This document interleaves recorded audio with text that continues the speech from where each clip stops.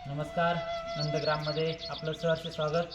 आजचा प्राणायाम, आज आपण सिंहमुद्रा जी आपल्या घशासाठी, संपूर्ण चेहऱ्यासाठी आणि बोबडं बोलणं, तोतरं बोलणं, बोलताना आखडणं यासाठी उपयुक्त असा मुद्रा सिंहमुद्रा ही कशी करतात ही बघूया।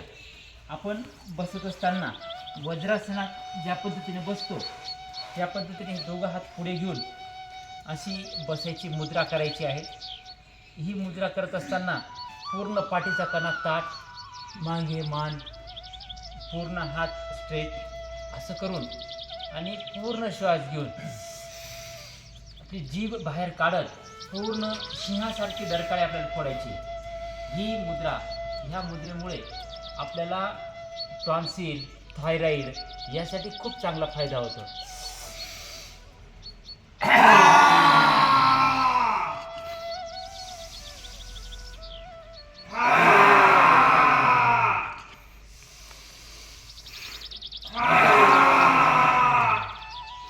साधारणतः 3 ते 5 वेळेस आपण हे करून आपल्या घशाची आपण मॉलिश करू शकतो।